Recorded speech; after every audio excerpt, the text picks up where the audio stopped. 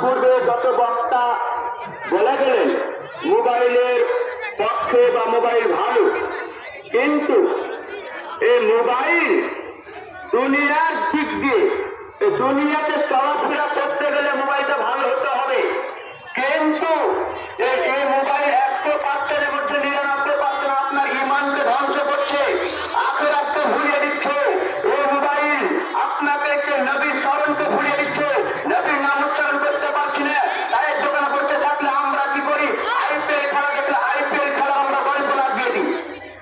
এই জন্য আগামী দিন আমরা নামাজ পড়তে আসি না, আর আপনি বলছেন যে মোবাইল হচ্ছে উপকারিতা, কিন্তু আপনার ইমানকে নষ্ট করছে, এটা আপনি দেখছেন না। আপনার ইমানকে ধ্বংস করছে, এটা আপনি দেখছেন, আপনি ভাবছেন না।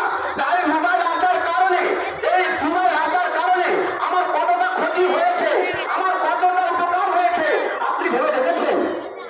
একবার ভাবেননি, কিন্তু আপনি ভাবতে যান, অন্তরে হাত দিয়ে বলেন আপনার মোবাইলের মাধ্যমে কত আপনি গান শুনেছেন, এই মোবাইলের মাধ্যমে আপনি গান শুনেছেন, কিন্তু মুনাফিকের আলামতের মধ্যে একটা আলামত হচ্ছে এই মোবাইলে গান হেডফোন ঢুকিয়ে গান শুনে গেলে একটা সবথেকে বড় আলামত, সবথেকে মুনাফিকের আলামত এটা। আর যদি হাসপাতালে যাওয়া হয়, ডাক্তার সাহেবকে বলা হয় ডাক্তার সাহেব আমার কানে খুব সমস্যায় পড়ে আছে, তখন ডাক্তার সাহেব বলবে তোমার এই মোবাইলে কানে হেডফোন ঢুকিয়ে গান শোনার কারণে তোমার কানে এরকম অবস্থা রয়েছে। তবু আমি আপনি বলছেন ভাই ভালো। সম্মানিত হাজিরিন, মোবাইল যদি ভালো হতো, আমাদের পূর্বে যত বড় বড় আলেম হয়েছে, যদি মোবাইল ভালো হতো, মোবাইলে যদি বড় বড় আলেম হওয়া যায়, আর বর্তমান সমাজের আলেমেরা মোবাইল যেটা করছে তবুও যেন বড় আলেম হতে পারে না, ছোট আলেম হতে বড় বড় ফতোয়া দেয় কেন? কিন্তু তর্ক বিতর্ক যদি করে যায়, একটা মুখে জবাব বের হবে না, কিন্তু হাত করে বসে থাকে কেন? আপনি বলেন মোবাইলে খুব উপকার হচ্ছে, আপনি মোবাইলের পরে খুব জ্ঞান অর্জন করুন, জান্নাত পাবেন, কখনো হতে পারে না। সম্মানিত হাজিরিন, এই মোবাইল আপনাকে আল্লাহর ইবাদত করা ভুলিয়ে দিয়েছে, কিন্তু আল্লাহ তাবারক ওয়া তাআলা মানুষকে সৃষ্টি করেছেন একমাত্র আল্লাহর ইবাদত করার জন্য। আল্লাহ তাআলা বলেছেন আমা খালাকতুল জিন্না ওয়াল ইনসা ইল্লা লিয়াবুদুন, আমি জিন এবং মানুষ জাতিকে সৃষ্টি করেছি একমাত্র আমার ইবাদত করার জন্য, আমার উপাসনা করার জন্য। কিন্তু আজকে আমরা মসজিদে যাই না, আমরা নেটে ঢুকে গেলাম, আমরা ঘরে ঢুকে গেলাম, চায়ের দোকানে বসে গেলাম, আমরা অনেকে ফ্রি ফায়ার খেলতে লাগালাম, অনেকে আইপিএল খেলা দেখতে লাগলাম। আইপিএল খেলে ফজর নামাজ মসজিদ আসি না, 8টার সময় উঠে আমরা কি করি? চায়ের দোকানে গল্প করি যে ভারতবর্ষে বিশ্বের কাপড় 8 নম্বর শুরু হয়েছেন, এরকম আমরা গল্প করি। একজন কবি বলছে মোবাইল আকিল কি দলা লাগিল, নামাজের রোজায় মন বাঁচে না। মোবাইল আকিল কি দলা লাগিল, নামাজের রোজায় মন বাঁচে না। বান্ধবী যখন ফোন করে, তুই তো খেতে ফোন আসে না। মোবাইল আকিল কি দলা লাগিল, পড়াশোনায় মন বাঁচে না। বিছানায় শুইয়া পরিশোধ করিয়া বন্ধু তুমি ভুলে যাও না।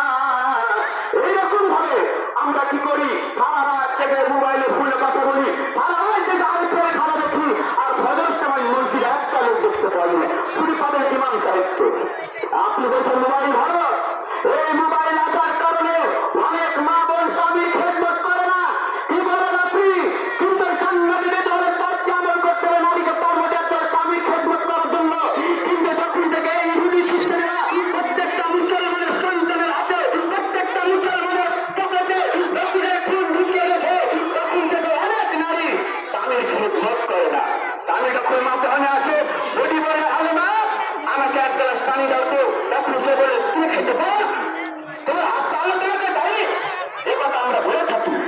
কিন্তু না, মোবাইল আসার কারণে অনেক মাবন সিরিয়াল দেখা শিখেছে, অনেক মাবন সিরিয়াল দেখছে, ভাবনার মাধ্যমে সিরিয়াল, কিন্তু ছেলে মেয়েদের বিপদে আছে, ছেলে মেয়েদের নোংরা হয়েছে, ছেলে মেয়েদের শিক্ষা দিতে হবে এই নাই। তো মোবাইল আসার পর থেকে আপনার ছেলে আপনার হাতে মোবাইল নিয়ে দেখেন, আপনার ছেলে ফেসবুকের ভিডিও দেখে, আপনার ছেলে সিরিয়াল দেখে, তখন আপনার ছেলে সে মিথ্যা কথা বলা শিখে নিচ্ছে।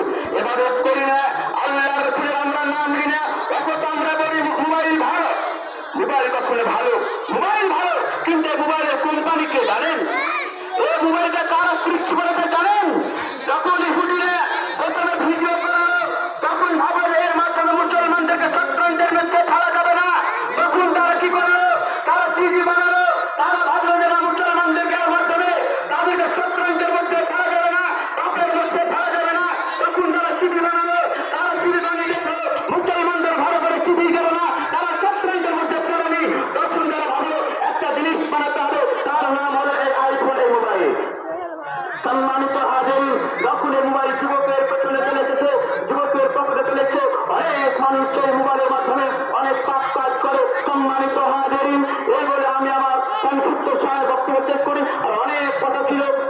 ইসলামে যা আমরা ভাঙাচোরা বিদ্যায় আপনাকে দিলাম, আল্লাহ যেন আমাদেরকে সবাইকে আমাদেরকে ভালো কথা আনার তৌফিক দান করুন। সকলে বলুন আমিন। হে আল্লাহ, আমরা যেন মনোযোগ দিয়ে অন্তর থেকে তোমার ইবাদত করতে পারি, নবীর নাম নবীর দরুদ পাঠ করতে পারি, এই তৌফিক তুমি আমাদের সকলকে দান করুন। হে আল্লাহ, আজকের মাহফিলকে তুমি কবুল করে দাও। সকলে বলুন আমিন।